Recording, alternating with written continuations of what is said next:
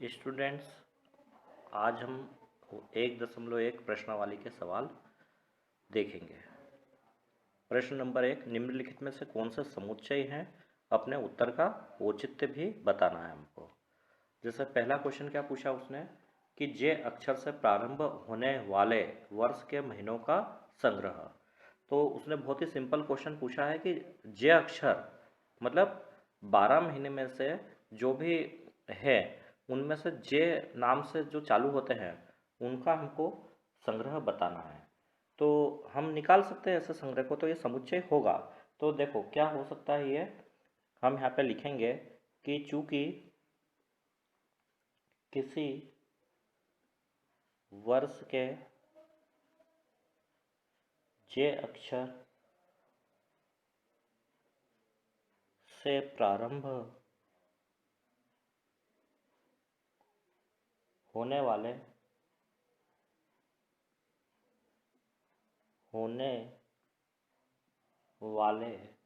वर्ष के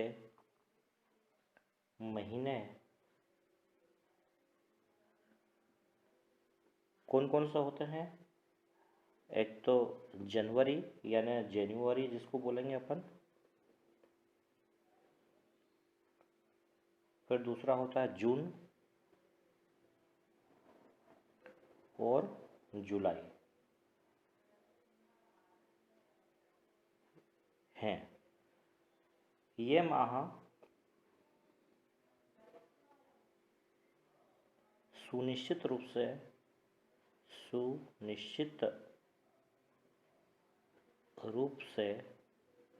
सूचीबद्ध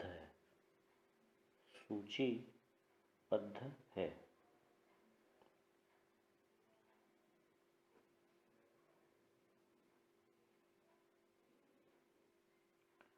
अतः जे से प्रारंभ होने वाले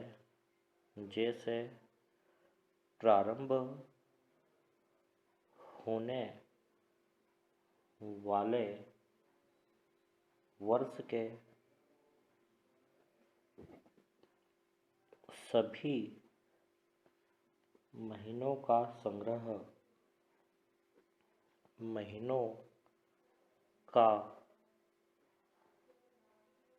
संग्रह एक समुच्चय है।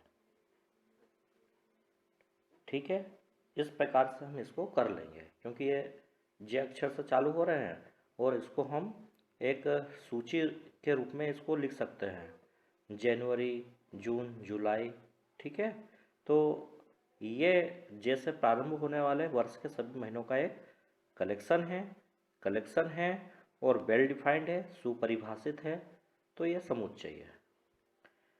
क्वेश्चन नंबर 2 में क्या लिखा है कि भारत के 10 सबसे अधिक प्रतिभाशाली लेखकों का संग्रह हमको बताना है कि वो समुच्चय है कि नहीं।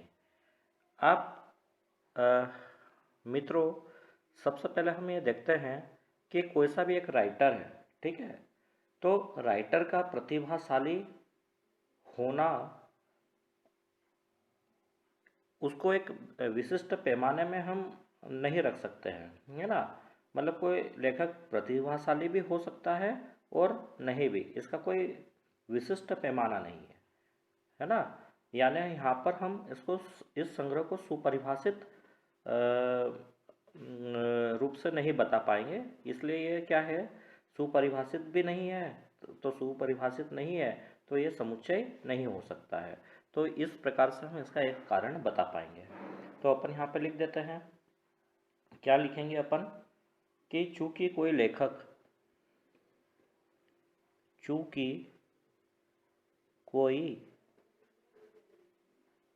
लेखक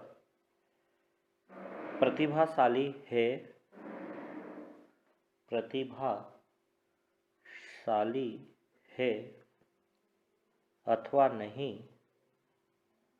अथवा नहीं, इसका कोई मानक पैमाना नहीं है।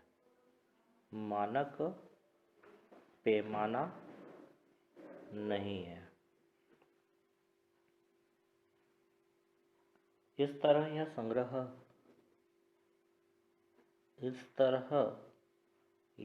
संग्रह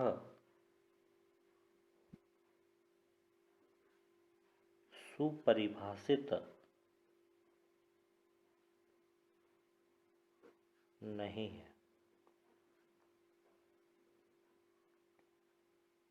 ठीक है, तो इस टाइप से सुपरिभाषित नहीं है। अतः भारत के 10 सबसे अधिक प्रतिभाशाली लेखकों का संग्रह समुच्चय नहीं है। अतः भारत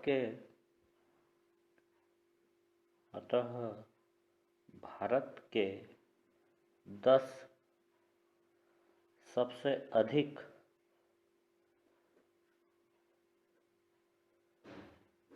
प्रतिभाशाली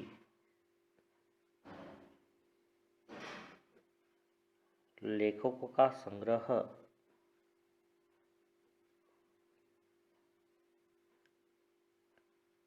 समुच्चय नहीं है।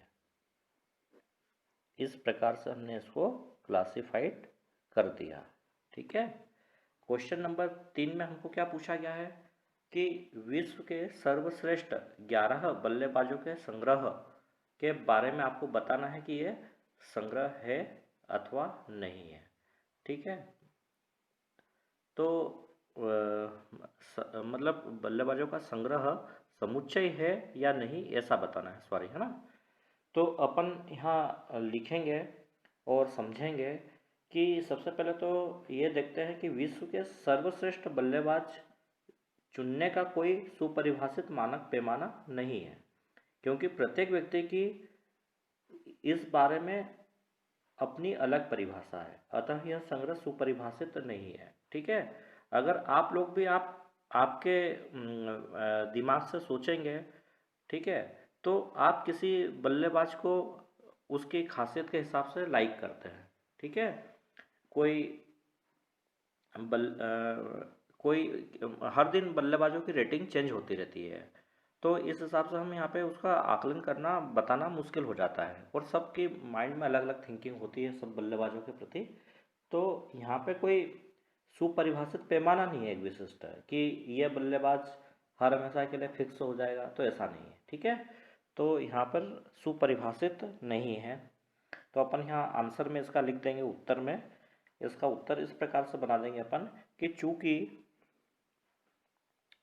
विश्व के सर्वश्रेष्ठ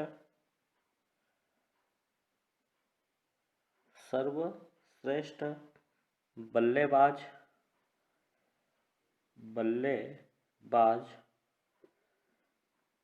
चुनने का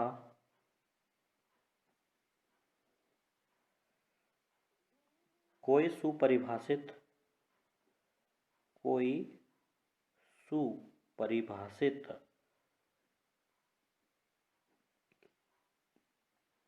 मानक पैमाना नहीं है। मानक पैमाना नहीं है,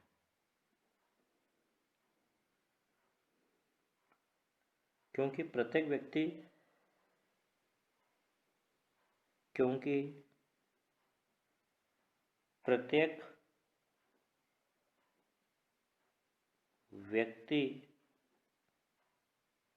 की इस बारे में अपनी अलग परिभाषा है।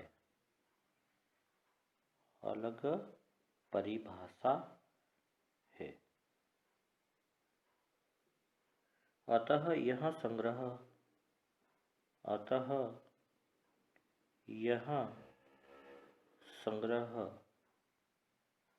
सुपरिभाषित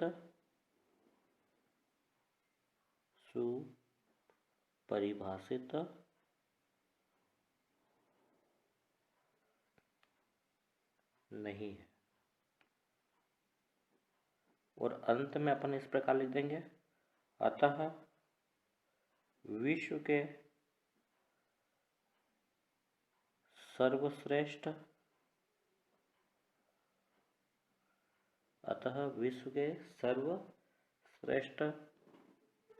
11 बल्लेबाजों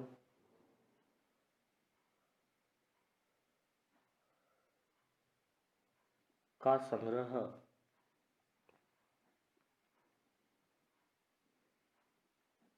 समुच्चय प्रकट नहीं करता है, समुच्चय प्रकट नहीं करता है। ठीक है, तो ये इस प्रकार से ये अपने क्वेश्चन नंबर पहले का फर्स्ट, सेकंड और थर्ड हुआ। अब हम देखते हैं इसके आगे के क्वेश्चन। क्वेश्चन नंबर पहले का फोर्थ, आपकी कक्षा के सभी बालकों का संग्रह, क्या यह एक समुच्चय है? तो अगर इस सेंटेंस को आप बड़े स्मूथली तरीके से सोचेंगे कि आपकी कक्षा के सभी बालकों का संग्रह, ठीक है, तो ये बिल्कुल निश्चित रूप से ये क्या है, एक संग्रह हो सकता है। ठीक है, क्योंकि बालकों की संख्या सुनिश्चित होती है ना। सभी स्कूलों की बात करें, आपकी कक्षा की बात करें, कहीं पे भी बात करें, तो उनको बता पाना अपन आसान रहता है कि किसी में 20 हो सकती है, किसी में 30 हो सकती है, 40 हो सकती है, 50 हो सकती है। इस प्रकार का यह संग्रह क्या है, एक सुपरिभाषित है, वेल डिफाइंड है। अतः सभी बालकों का संग्रह समुच्चय प्रदर्शित करता है। तो इसका अपन उत्तर इस प्रकार से लिख देंगे यहाँ पर कि चूंकि कक्षा के बालकों की संख्या, चूंकि कक्षा के बालकों की संख्या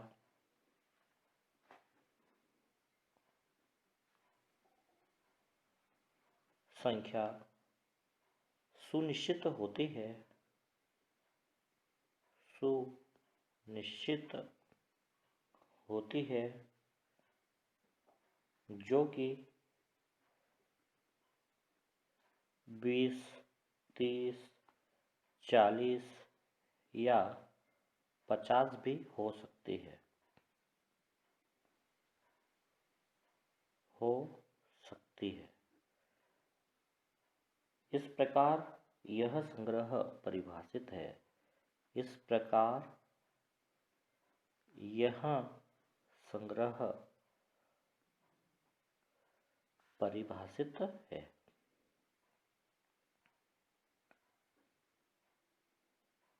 अतः सभी बालकों का संग्रह समुच्चय प्रदर्शित करता है।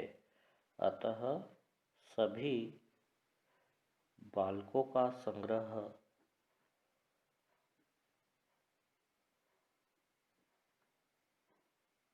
समुच्चय प्रदर्शित करता है।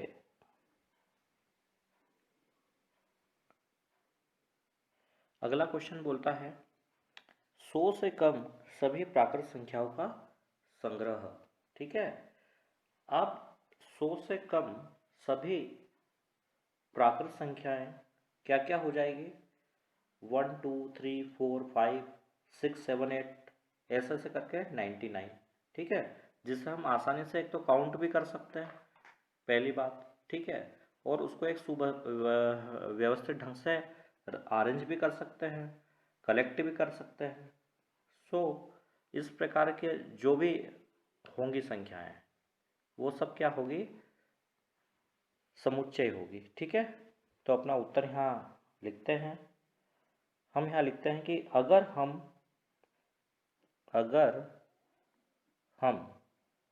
100 से कम सभी प्राकृत संख्याओं को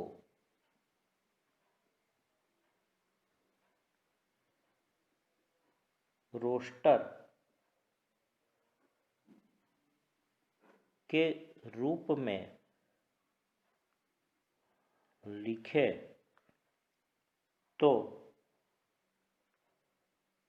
1 2 3 4 5 6 है ना, ऐसे ऐसे करके लास्ट में 99 प्राप्त होता है, प्राप्त होता है, जो कि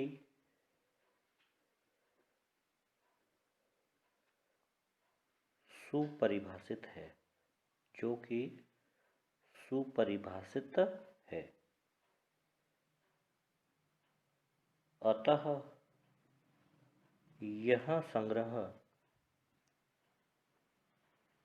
एक समुच्चय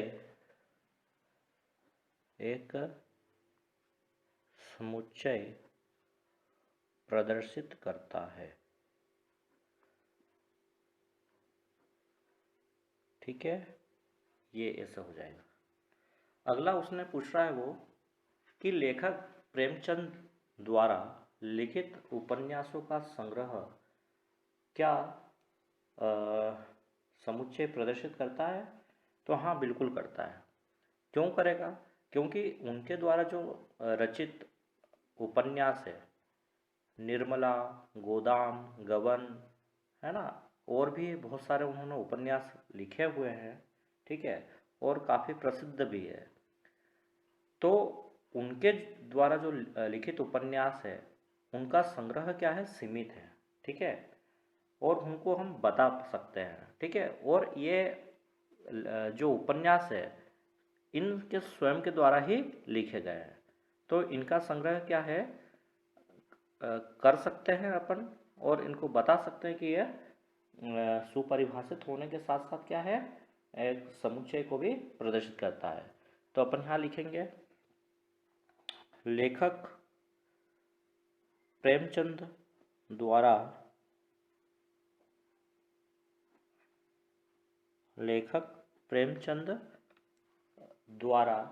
लिखित सभी उपन्यासों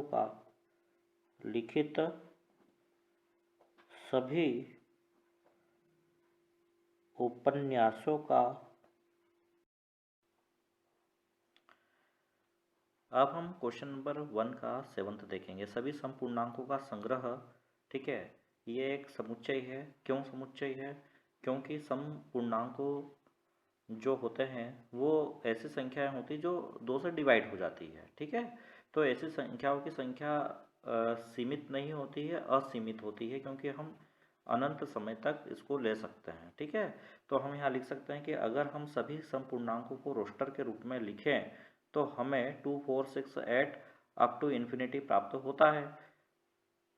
सभी संपूर्णांकों की संख्या असीमित है, परंतु यह संग्रह सुपरिभाषित है, क्योंकि वह पूर्णांक जो 2 से विभाजित होता है संपूर्णांक कहलाते हैं। ठीक है, अतः यह एक समुच्चय प्रकट करता है। अगला क्वेश्चन अपन देखते हैं। क्वेश्चन नंबर अपना अगला है, इस अध्याय में आने वाले प्रश्नों का संग्रह।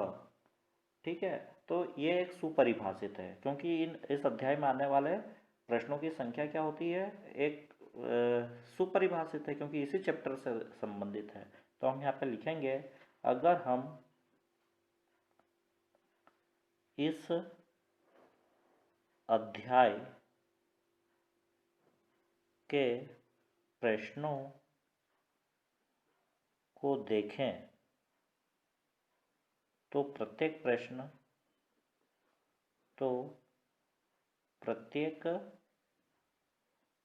प्रश्न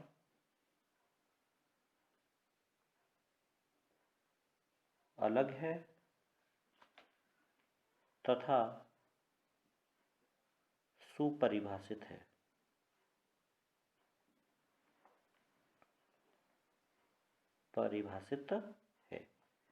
ठीक है, फिर अतः यह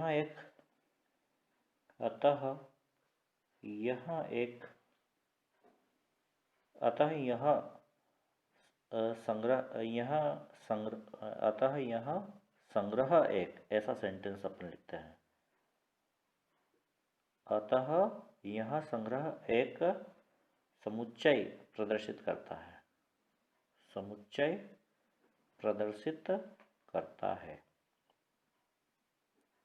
प्रदर्शित करता है। ठीक है, अब अगला क्वेश्चन क्या पूछा है अपने से, विश्व के सबसे अधिक खतरनाक जानवरों का समूह। ठीक है, तो विश्व के किसी जानवर को सबसे खतरनाक मानने या न मानने का कोई मापन या सर्वमान्य पैमाना नहीं है।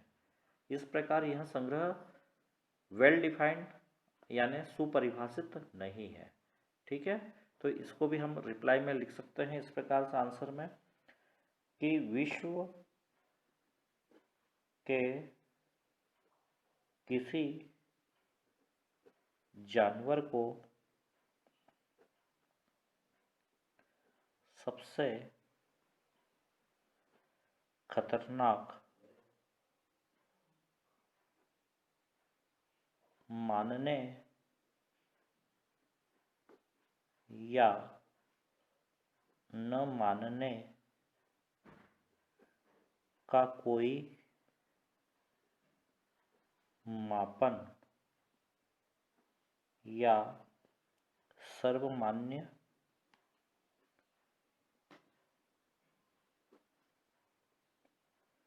पैमाना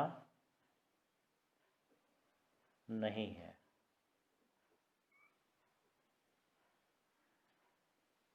इस प्रकार यह संग्रह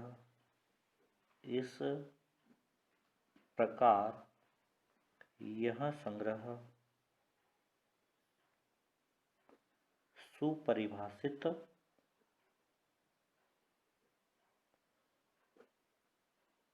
नहीं है। अतः यह संग्रह एक समुच्चय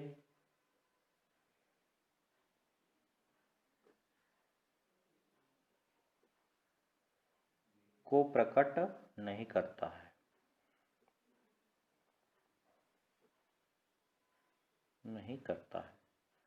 ठीक है, अब जो हमने क्वेश्चन नंबर 1 से लेकर 9 तक के समझे हैं, अब उसको थोड़ा इंग्लिश में अपन देखते हैं।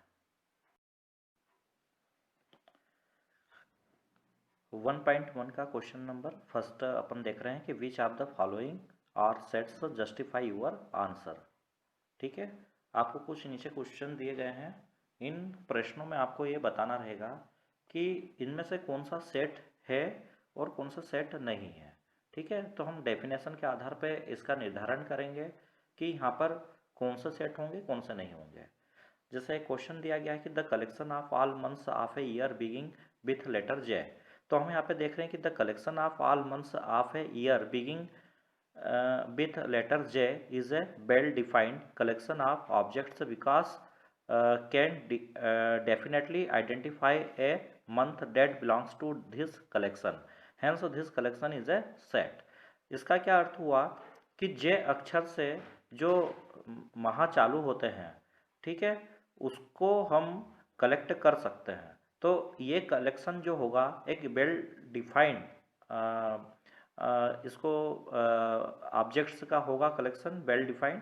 तो ये एक तरह से हम इसको कह सकेंगे कि ये जो है ये कलेक्शन जो लिया गया है वो एक सेट का कलेक्शन है। ठीक है, सेकंड में अपन देख रहे हैं कि the collection of A 10 most talented writers of India. ठीक है, अब हमको इंडिया के 10 मोस्ट टैलेंटेड राइटर्स का कलेक्शन हमको बताना है। तो हम यहाँ पर देख रहे हैं कि जो मोस्ट टैलेंटेड है तो ये थोड़ा सा डिफ़िकल्टी लेवल का कार्य है। ठीक है, उसमें ये हम इसको वेल डिफाइंड कलेक्शन में नहीं ले पाएंगे। क्यों नहीं ले पाएंगे? क्योंकि हो सकता है कि आपके नज़रिए में जो राइटर्स हैं, ठीक है, जिनको आप लाइक करते हैं, आपके फेवरेबल हैं, तो वो अलग हो। ठीक है, मेरी दृष्टि में कुछ राइटर ऐसे हैं कि जो मेरे फेवरेबल हैं। ठीक है, तो इसका कोई पैमाना निश्चित नहीं है कि कौन सा टैलेंटेड राइटर होगा कौन सा टैलेंटेड नहीं होगा।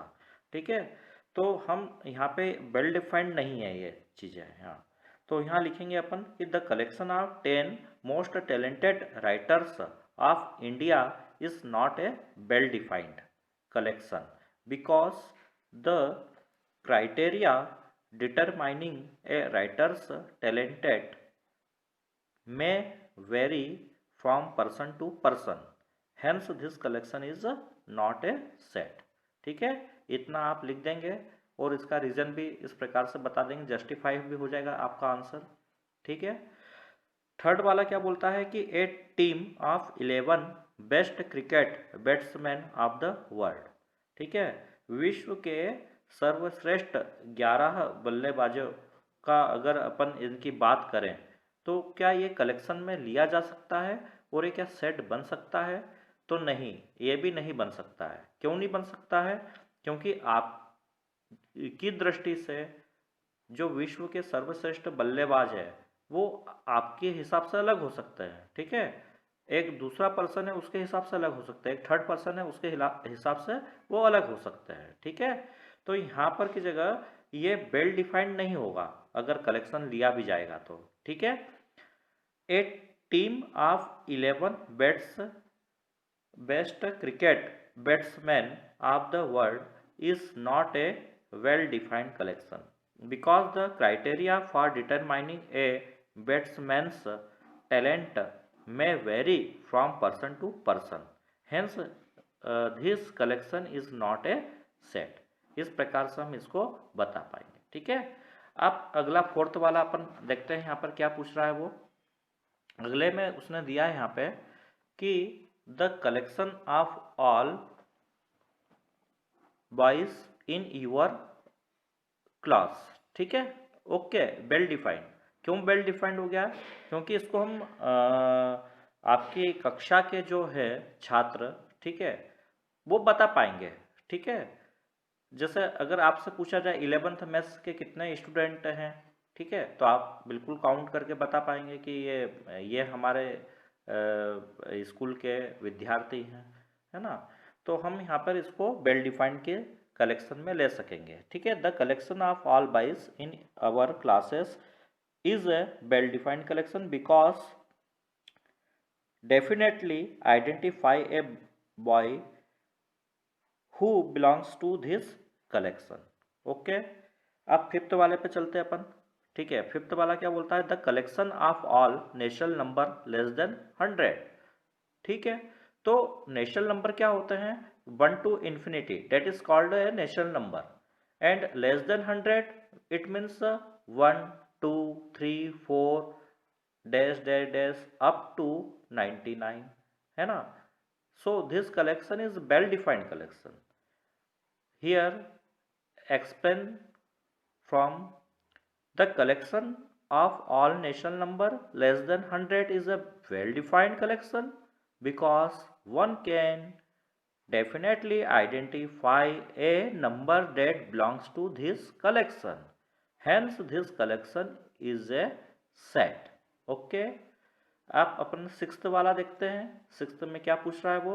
एक collection of novels written by the writer Munshi Premchand. ठीक है, मुंशी प्रेमचंद के द्वारा जो लिखे गए उपन्यास से नोवेल्स हैं, ठीक है, उनका कलेक्शन क्या सेट हो सकता है? बिल्कुल हो सकता है, क्योंकि मुंशी प्रेमचंद द्वारा जो लिखे गए नोवेल्स हैं, ठीक है, कौन कौन से नोवेल्स हैं उनके? जैसे निर्मला है, गोदाम है, गबन है, कर्मभूमि है। ठीक है, इस टाइप से उनके कलेक्शन है यहाँ पर। तो अपन क्या लिखेंगे? A collection of novels written by the writer Munshi Premchand is well defined collection because one can identify a book that belongs to this collection, hence collection is a set। तो आपको इतना जस्टिफाई करके अपना answer इस प्रकार से लिखना होगा। ठीक है, तो बहुत सिंपल है, कोई कठिन नहीं है इसको लिखना। आप सेवंथ क्या बोलता है? The collection of all even integers. ठीक है, अब इवन इंटीजर्स क्या होता है? जो 2 से डिवाइड हो जाता है। ठीक है, तो 2 से जो डिवाइड हो जाते हैं तो वो कलेक्शन भी अपन ले सकते हैं। तो ऐसा कलेक्शन जो है वेल डिफाइंड कलेक्शन बन जाएगा। तो अपन क्या लिखेंगे? The collection of all even integer is a well defined collection because one can definitely identify an event that belongs to this collection, hence this collection is a set. ठीक है, अब next question पे अपन चलते हैं कि next question में वो क्या पूछता है। नेक्स्ट क्वेश्चन में वो पूछता है कि the collection of question in this chapter. ठीक है, यस, इस चैप्टर के जो क्वेश्चन है वो सब डिफरेंट क्वेश्चन। 8th वाला देखते हैं, the collection of question in this chapter.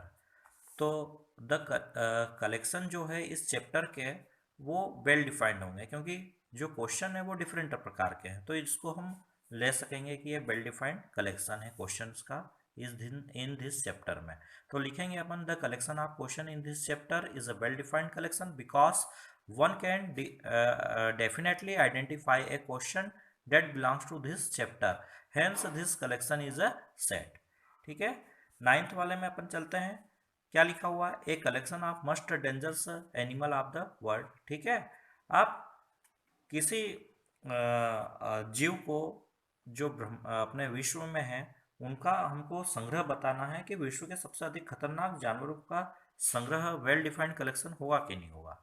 तो ये नहीं होगा, क्यों नहीं होगा, क्योंकि किसी इसका क्या रीजन है, क्योंकि विश्व के अगर जानवरों की बात करें तो किसी जानवर को सबसे खतरनाक मानने या ना मानने का हमारे पास कोई ऐसा मापन या सर्व मापन मान्य पैमाना नहीं है जिसके आधार पर उसका अपन निर्धारण कर सके कि ये जीव खतरनाक है या नहीं है। तो अपन यही कारण देंगे कि the collection of most dangerous animal of the world is not A well defined collection because the criteria for determining the dangerous animal can vary from person to person, hence this collection is not a set। okay, question number 2 बोलता है कि let a equal to 1 2 3 4 5 6 insert the appropriate symbol epsilon और does not epsilon, है ना, in the blank space.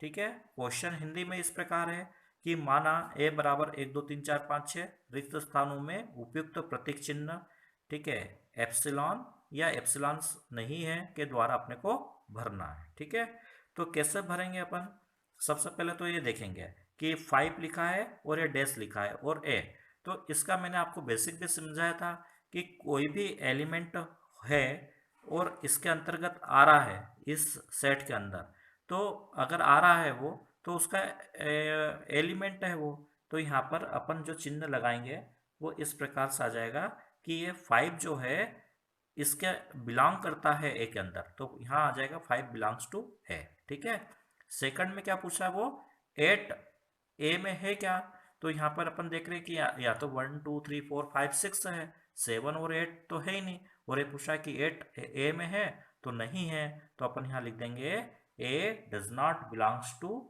ए, इस प्रकार से। ठीक है, फिर अपन आगे देखते हैं, ये पूछा है कि 0 ए में है क्या, तो नहीं है, तो 0 डज नॉट बिलोंग्स टू ए, इस प्रकार से अपन लिख देंगे।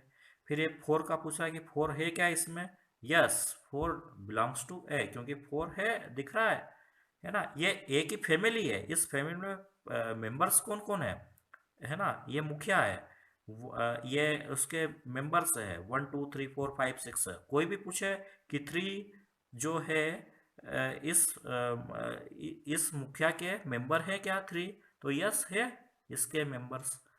अब जैसे 2 के लिए पूछा तो ये 2 है, यस, तो 2 बिलोंग्स टू है। 10 है क्या, नहीं है, तो 10 डज नॉट बिलोंग्स टू ए में अपन उसको ले लेंगे। ठीक है, नेक्स्ट क्वेश्चन पे चलते हैं अपने।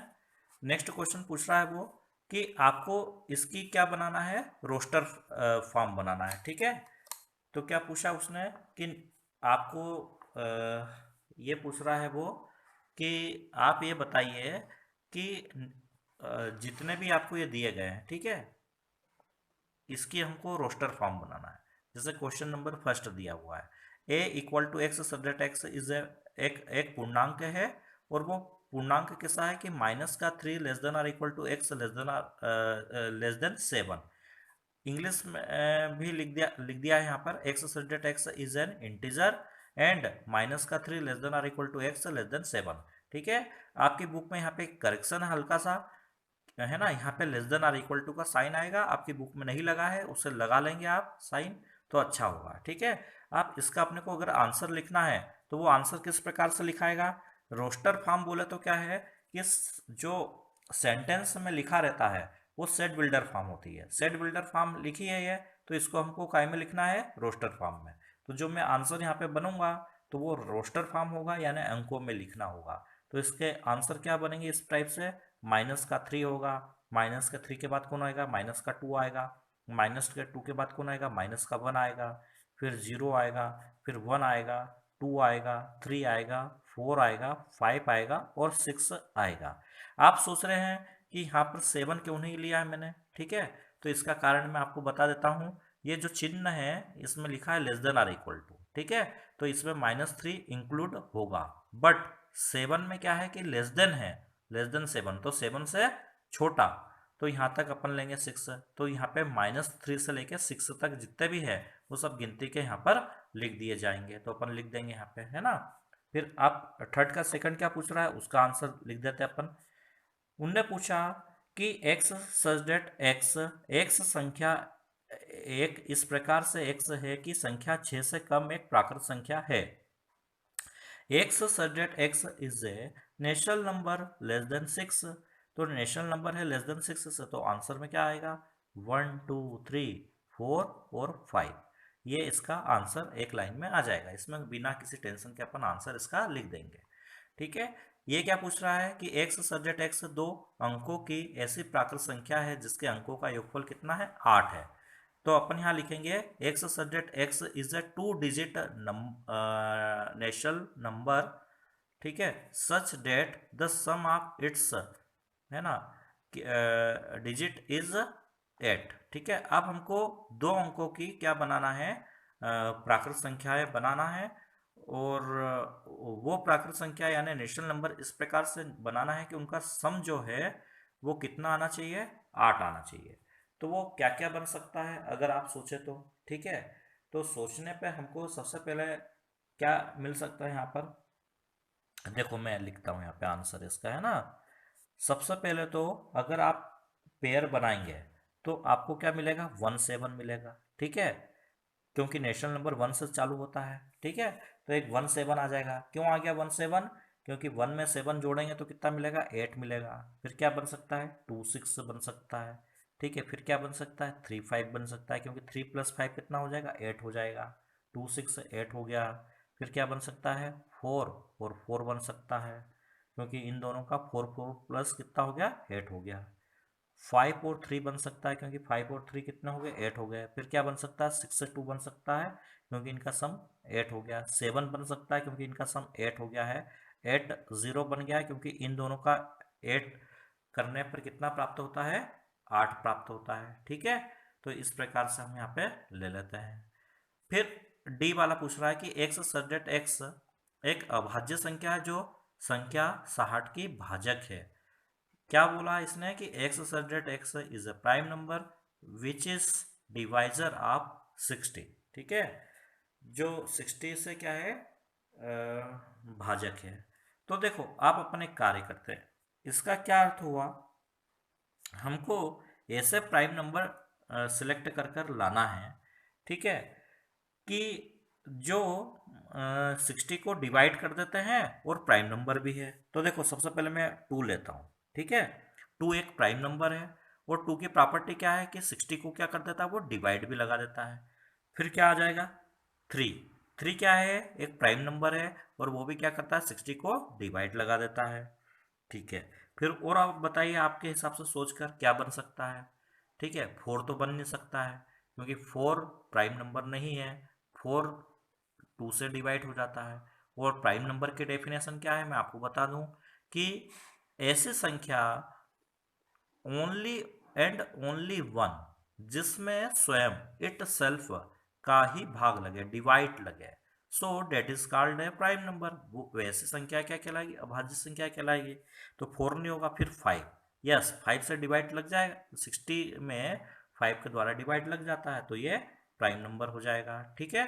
तो इस प्रकार से ये हमारा यहाँ पर आंसर बन जाएगा 2 3 5, ठीक है। बाकी और कोई अदर संख्याएं नहीं होगी यहाँ पर, है ना, क्योंकि 6 नहीं हो सकता, 7 7 से तो लग ही नहीं सकता है, क्योंकि ये है ही नहीं कॉन्टेक्ट में उसके, है ना।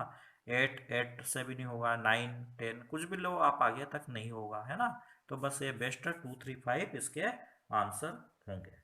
आप अगला क्या पूछ रहा है वो कि E इक्वल टू ट्रिग्नोमेट्री शब्द के सभी अक्षरों का समुच्चय के बारे में वो पूछ रहा है कि इसके सभी के आपको क्या बताना है कि कितने वो बन सकते हैं अक्षरों के सेट। ठीक है, तो ये कैसे बनाएंगे अपन, इसकी क्या प्रॉपर्टी होगी करने के लिए, है ना। इंग्लिश में क्या लिखा है कि the set of all letters in the word trigonometry. तो देखो आपको कुछ भी नहीं करना है, आंसर में ई सेट जो नाम दिया है चलने दो, और आप जो भी डबल लेटर है उनको स्पेलिंग में जो भी डबल आया है उसको एक बार ही लिखेंगे, नोट करेंगे। तो सबसे पहले टी लिख देंगे अपन, ठीक है, टी दो बार है तो एक बार लिख देंगे। फिर इसके बाद क्या है, आर, आर डबल बार है तो एक बार लिख दो, ठीक है। आई सिंगल है तो सिंगल लिख दो, फिर जी लिख दो, फिर क्या लिखाएगा, ओ लिखा जाएगा, ठीक है। फिर क्या लिखाएगा, एन, ठीक है। आगे पीछे हो गया ये, है ना, एन पहले लिखना था ओ बाद में, ठीक है। तो चलेगा, कोई दिक्कत वाली बात नहीं है। फिर अपन एम लिख सकते हैं, फिर ई लिख सकते हैं और वाई लिख सकते हैं, ठीक है।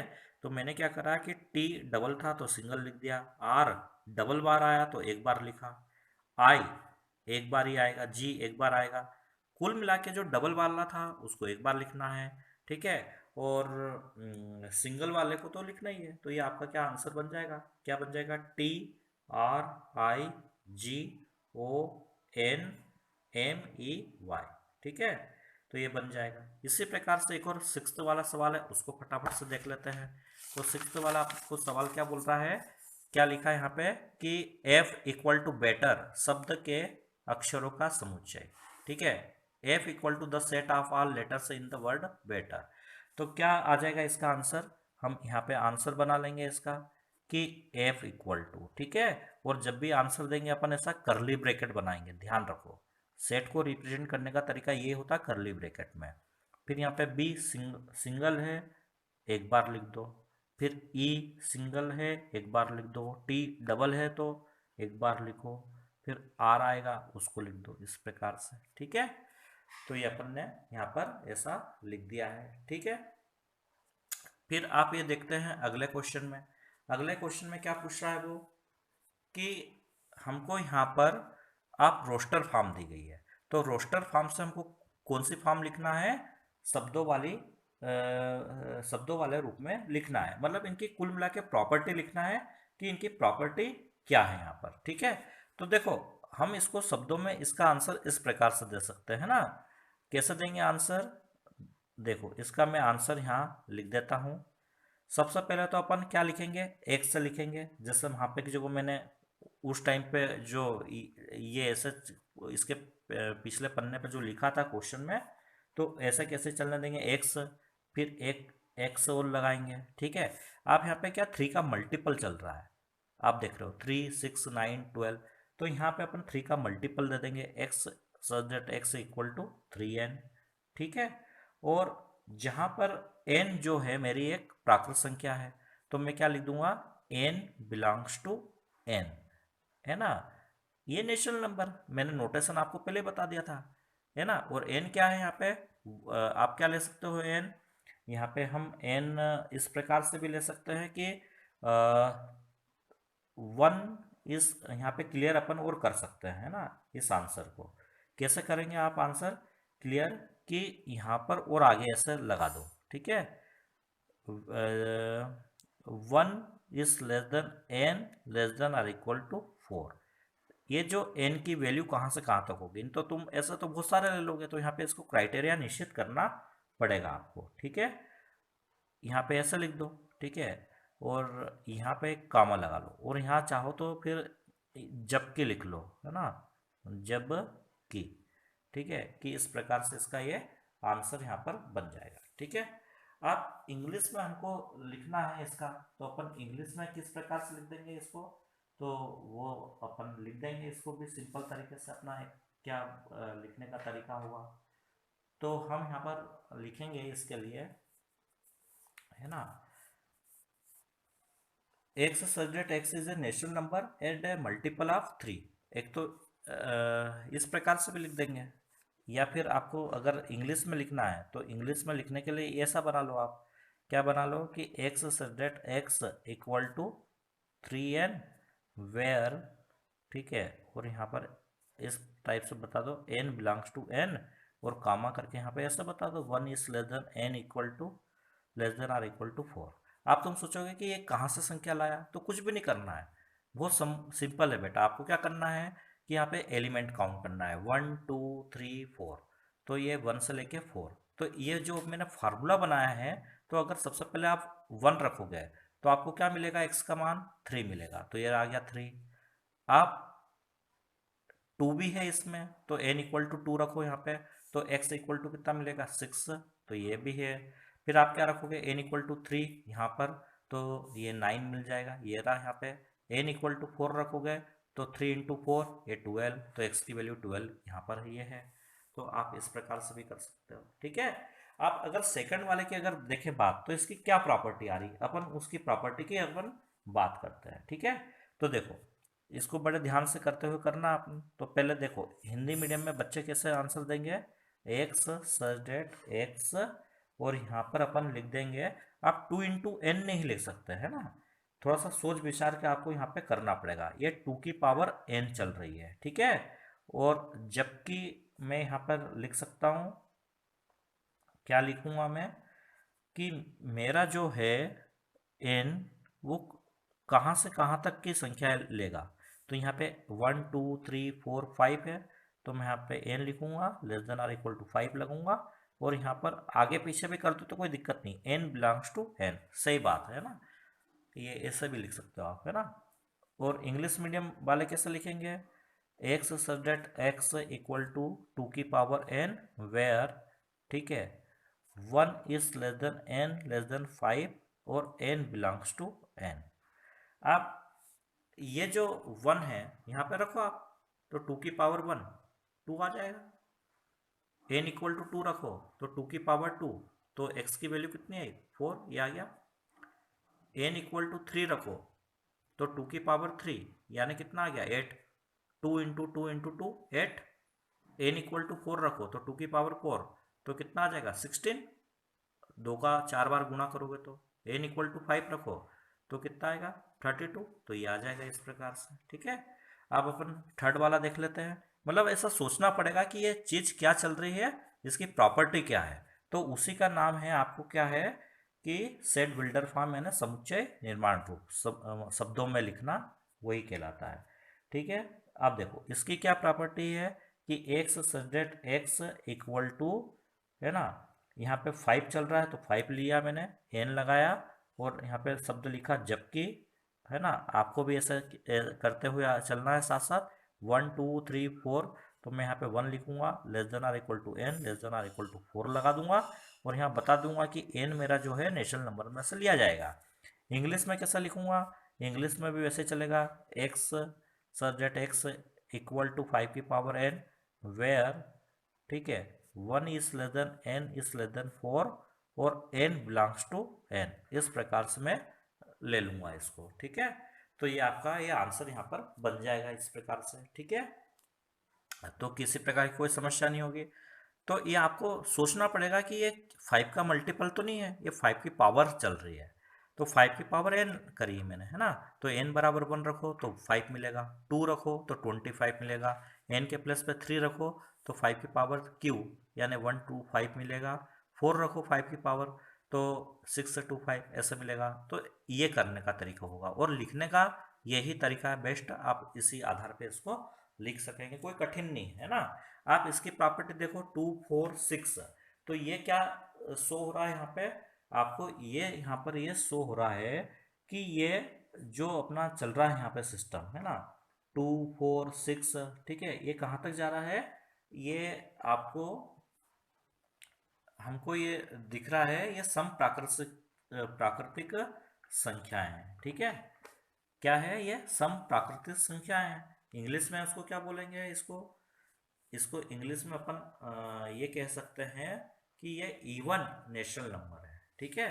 ये इवन नेचुरल नंबर दिख रहे हैं आपको, तो अपन यहाँ पे ऐसे भी लिख सकते हैं कि x सच डेट, ठीक है, x इक्वल टू 2n, और n बिलोंग्स टू n, ठीक है, इस प्रकार भी लिख सकते हैं, क्योंकि ये 2 का मल्टीपल का ही टेबल चलेगा और इन्फिनिटी टाइम तक चलेगा। ठीक है, न्यू तो हमने टेबल कहाँ तक सीखे, 20 तक, तो वो ऐसे सामान्यतः सिखा दिए गए थे जब अपन छोटे तक फार्मूले, है ना, 10 मतलब 2 को 10 तक अपन कर लेते थे, 2 बन जा 2, 2 2 जा 4, है ना, 2 10 जा 20, यहाँ तक आ जाते थे, लेकिन वो आगे तक चलेंगे, है ना, इन्फिनिटी टाइम्स तक।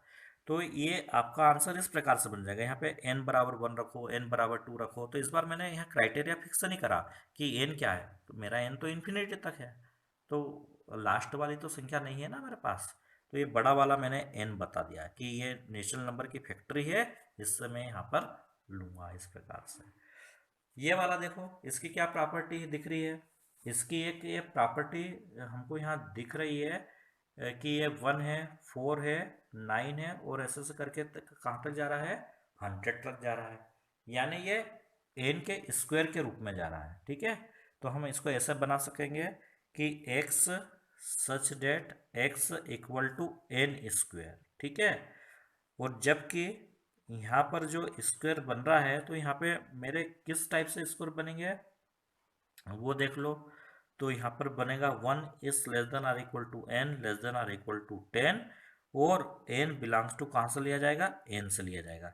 ये मैंने कैसे बना लिया, तो देखो n के प्लस पे सबसे पहले 1 रखो, तो 1 का स्क्वायर कितना है 1, फिर 2 रखो तो 2 का स्क्वायर कितना आया 4 आया, n इक्वल टू 3 रखो तो 3 का स्क्वायर कितना है 9 आया, 4 रखो तो 4 का स्क्वायर कितना आया 16 आया, जो लिखा हुआ नहीं लेकिन है, 5 का स्क्वायर 25, ऐसा बीच में है लिखे हुए। फिर लास्ट में आप 10 रखो तो 10 का स्क्वायर कितना आएगा 100 आएगा, तो ये बन जाएगा ऐसे। और इंग्लिश वाला फट से इंग्लिश मीडियम में इस प्रकार से लिख देंगे, x such that x equal to n square where, ठीक है, 1 is less than n less than r equal to 10, N belongs to N. तो ये इस प्रकार से ये आपका आ जाएगा। ठीक है, फिर अपन नेक्स्ट क्वेश्चन की ओर आगे चल सकते हैं कि निम्नलिखित समुच्चयों के सभी अवयव को सूचीबद्ध कीजिए, find all elements of the following sets. ठीक है, तो हमको इसको सूचीबद्ध करना है ना, लिखना है, क्या लिखना है, क्या लिखा है कि a equal to x such that x एक विषम प्राकृत संख्या है, x such that x is an odd natural number. तो ऑड नेचुरल नंबर जो भी बन रहे हैं वो लिख दो। तो क्या क्या बन सकते हैं, ऑड नेचुरल नंबर, ऑड यानी विषम संख्या है, तो 1 बनेगा, 3 बनेगा, 5 बनेगा, ठीक है, 7 बनेगा, ठीक है, 9 बनेगा, ऐसे ऐसे करके तुम बहुत बार तक लिखते चलोगे। तो लास्ट में से 3 बिंदु लगा दिया करो, तो जो बता देगा इन्फिनिटी टाइम्स तक तुम जाओगे। ठीक है, आप -1/2 less than x less then 9/2, इसका अर्थ क्या हो गया, 0.5 से लेके 4.5 के बीच की आपको संख्याएं लिखनी रहेगी। ठीक है, इंटीजर लिखने रहेंगे, क्योंकि इसमें इंटीजर की बात कर रहा है, एक्स सब्जेक्ट एक्स एक पूर्णांक है, और आपको इन दो रेशनल नंबर के बीच में इंटीजर संख्याओं को सिलेक्ट करके लिखना है। इंग्लिश में x subject x is an integer, और इन दोनों के बीच में अपन सिलेक्ट करके लिखते हैं। तो आपको सिलेक्ट करके क्या क्या मिलेगा, 0.5 के आगे -0.5 के अगर नंबर लाइन पे आप देखोगे तो आपको इसके आगे क्या मिलेगा, 0 मिलेगा, तो 0 आ जाएगा, फिर 1 मिलेगा, फिर 2 मिलेगा, 3 मिलेगा, 4 मिलेगा, क्योंकि आप इन नंबरों को नंबर लाइन पे डाल के देखो। ठीक है, तो नंबर लाइन पे अगर ऐसे डालेंगे आप, तो सेंटर पे ऐसा 0 रहेगा, फिर इधर माइनस का 1 रहेगा, इधर आपका क्या रहेगा, माइनस का 1/2 रहेगा, फिर इधर 1 2 3, ठीक है, ऐसा है कि ऐसे इधर आपको क्या मिलेगा 4 मिलेगा, और यहाँ पर की जगह 5 मिलेगा, और इधर क्या मिलेगा 4.5 मिलेगा, 9/2 है ना 4.5। तो इन दोनों के बीच आपको इंटीजर लिखना है, इंटीजर मतलब ये अपान वाली संख्या नहीं लिखना है, तो ये आंसर आएगा 0 1 2 3 4, है ना। ओके, इस प्रकार से अपन यहाँ पे लिख देंगे। ठीक है, फिर ये क्या पूछ रहा है सी वाला, सॉरी, हाँ, सी वाला ये पूछ रहा है कि एक्स सब्जेक्ट एक्स एक पूर्णांक है, और कैसा पूर्णांक है कि x square is less than r equal to 4 लिखा हुआ है यहाँ पर। ठीक है, तो इसको अपन सबसे पहले अगर हल करके देखें यहाँ पर, ठीक है, साइट में, तो इसको अगर ये इन इक्वेशन है, इसको तोड़ लो आप, तो आपको क्या मिलता है, ये थोड़ा सा एक मेरा रफ कार्य बता रहा हूँ आपको, है ना। तो इक्वल टू में चेंज कर लो, तो यहाँ से आपको क्या मिलेगा, प्लस माइनस का 2 मिलेगा, मिल जाएगा। और यहाँ पर वो क्या पूछ रहा है, इंटीजर पूछ रहा है कि इसके इंटीजर बताओ। तो इसके इंटीजर क्या मिले बनेंगे, -2 से लेके +2 के बीच की सभी संख्याएं बन जाएगी। तो देखो, -2, -1, 0, 1 और ये 2, ये बन जाएगी, है ना। ये शॉर्टकट ट्रिक से करने के लिए, है ना। Less than r equal to को इन इक्वल मतलब इक्वल टू में चेंज कर लो, है ना। तो आप इससे समझ जाओगे, है ना। हालांकि ये अपनी एक देसी पद्धति थी, इसको ज़्यादा यूज़ नहीं करना है, ये आपको समझाने के लिए बताया था, ठीक है। आप देखो आगे क्या है, x subject x is letter in word LOYAL, ठीक है। LOYL शब्द का एक अक्षर है, तो इसको अपने को लिखना है। तो क्या करेंगे, वही तरीका होगा कि जो डबल बार आएगा लेटर उसको सिंगल बार लिखना है। तो L डबल है तो एक बार लिख दो LOYA, तो ये आपका आंसर बन जाएगा। अगला क्वेश्चन क्या पूछ रहा है कि एक्स सब्जेक्ट एक्स वर्ष का एक ऐसा महीना है जिसमें 31 दिन नहीं होते हैं। X subject x is a month of year not having 31 days. तो आप अपने कैलेंडर को भी उठा के देख सकते हो या अपने ध्यान से भी कर सकते हो। तो पहला क्या बनेगा, फेब्रुवरी ना, FEBRAUARY, है ना, फरवरी, है ना। फिर दूसरा क्या बनेगा, अप्रैल। फिर थर्ड क्या बनेगा, जून, है ना। फिर क्या बन जाएगा आपका, सितंबर। तो ये अपन ऐसे बनाते जाएंगे, ठीक है डियर। फिर आगे क्या बन जाएगा, नवंबर, तो अपन ये नवंबर लिख देंगे इस प्रकार से। ये ऐसे मंथ है कि जो 31 के होते हैं। फिर अगला क्या पूछ रहा है, वो एक्स अंग्रेजी वर्णमाला का एक व्यंजन है जो के से पहले आता है। यानी इंग्लिश में क्या है, x subject x is a consonant in the English alphabet which precedes K, है ना। जो किससे पहले आता है, के से पहले आता है। तो अपन उसको लिख देते हैं F इक्वल टू, है ना। क्या क्या बन जाएंगे आपके कॉन्सोनेंट, तो वो आपके आंसर हो जाएंगे। तो आप क्या क्या लिखोगे, एक तो बी आएगा, है ना। फिर क्या आएगा, एक सी आएगा। फिर क्या आएगा, डी आएगा। फिर क्या आएगा, एफ आएगा। फिर क्या आएगा, जी आएगा। फिर क्या आएगा, एच आएगा। फिर आएगा जे आएगा, ठीक है। ये इस प्रकार से, इसमें से ए ई है ना, ये क्या है, जे है ना, आई नहीं समझे इसको। AEIOU, ये 5 जो होते हैं स्वर होते हैं अंग्रेजी के, है ना। क्वेश्चन नंबर 6, बाईं ओर रोस्टर के रूप में लिखित और दाईं ओर समुच्चय निर्माण के रूप में वर्णित समुच्चयों का सही मिलान अपने को करना है। इंग्लिश में क्या लिखा है क्वेश्चन की, match each of the set on the left in the roster form with the same set on the right described in the set builder form. क्या क्या दिया गया आपने को, 1 2 3 6, एक्स सब्जेक्ट एक्स एक अभाज्य संख्या है और 6 की भाजक है। यानी x subject x is A prime number and divisor of 6।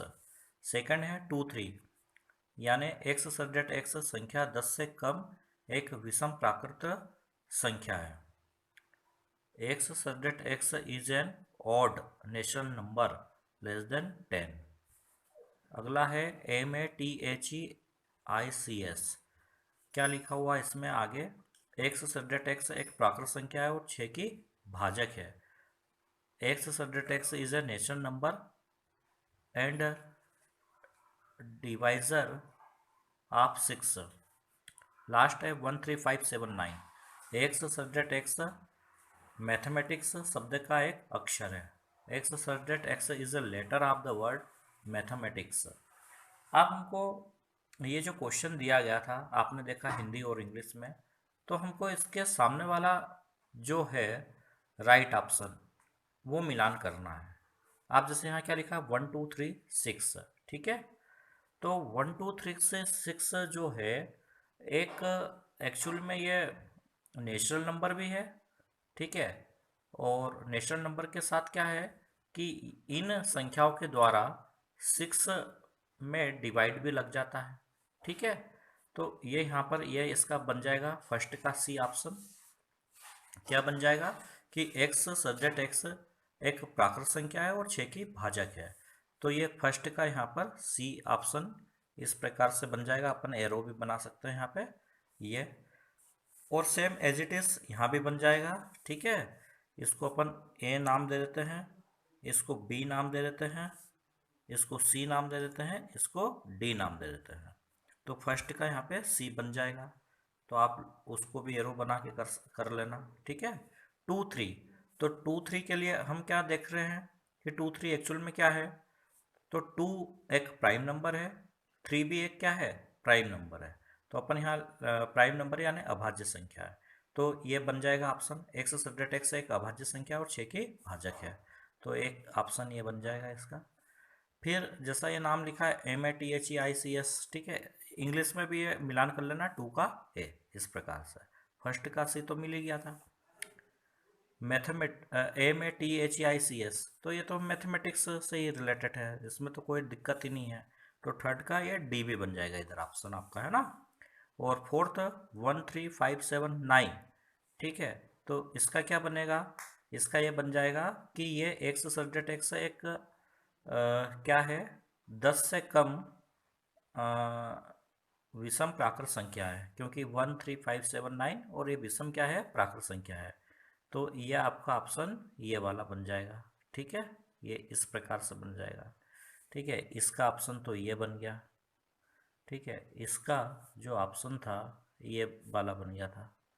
ठीक है, तो ये लिख दिया, और यहाँ पर भी अपन लिख सकते हैं ऐसे आपको बताने के लिए कि ये सी वाला बनेगा, फर्स्ट का सी, फिर 2 का ए, ये 2 का ए, थर्ड का क्या बन जाएगा डी, तो ये डी हो गया है आपका, और फोर्थ का क्या बन जाएगा आपका सी, तो ये बन गया। ठीक है, तो इस प्रकार से ये अपना 1.1 कंप्लीट हुआ। तो उम्मीद है आप लोगों को अच्छे से समझ में आया होगा पूरा जो भी मैंने अभी तक के समझाया है यूनिट नंबर 1 में 1.1 और उसके कुछ बेसिक चीज़ें। ठीक है, कुछ बेसिक चीज़ों में पिक्चर क्वालिटी ठीक नहीं है, तो उसके लिए मैं आपको PDF सेंड कर दूंगा, ताकि उसके द्वारा आप अच्छे से उसको अवलोकन और देख सकें और आपको क्लियर और उसमें पता चल जाए। थैंक यू वेरी मच, और आप ज़रूर चैनल को लाइक कीजिए, सब्सक्राइब कीजिए, क्योंकि अब आप लोगों की OBE ओपन बुक एग्जामिनेशन होना है, तो आपको बिल्कुल बारीकी से पढ़ना है उसमें। ठीक है, तो आपको ये चैनल का बिल्कुल लाभ मिलेगा और कुछ ना कुछ फ़ायदा ज़रूर होगा। Thank you.